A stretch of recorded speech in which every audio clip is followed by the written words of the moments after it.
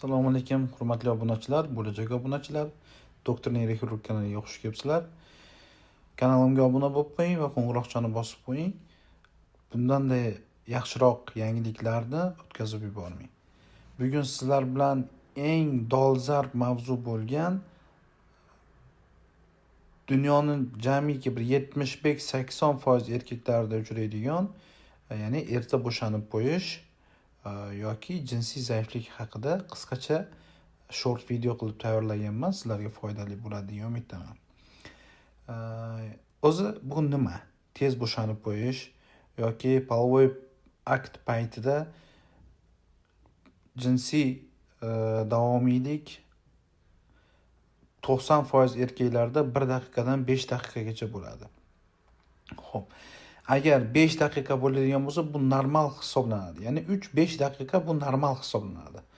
Agar lekin 1 daqiqadan yetmasdan yoki 1 daqiqaga borib, ya'ni sizda o'sha sperma chiqib ketadigan bo'lsa, bu o'sha patologiya hisoblanadi. Ya'ni nimalarga bog'liq? Bu narsa ko'pincha yoshga doir bo'ladi. Ya'ni 50 yoshdan yuqorgi insonlarda ko'proq bo'lishi mumkin.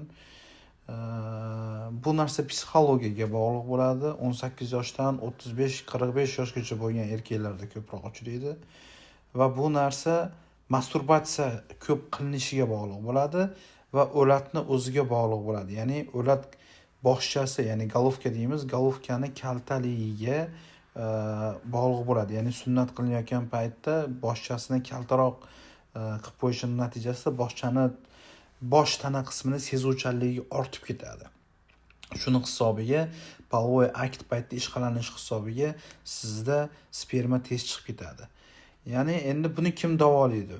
Buni davolaydigan seksopatolog, androlog, urolog davolaydi va ko'p holatlarda dapaksitin 30 milligramlik tabletka turi bor, ya'ni bir kunda bir mahal qabul qilinadi. Polvoy aktdan 1-3 soat oldin. 1-3 soat oldin qabul qilinadi bu tabletka. 6 ta bo'ladi ichida, ya'ni 6 dona. Aynan mana shu tabletkani ichsangiz, polvoy aktingiz 15 daqiqa, 20 daqiqagacha cho'ziladi. Bu eng realni isbotlangan narsa. Agar o'lat boshchasi sezuvchanligi yuqori bo'lsa, men tabletka ichmayman, siz lidokain spreydan foydalanishingiz mumkin. Albatta bu narsalarning hammasini tegishli vrach bilan maslahatlashgan holatda.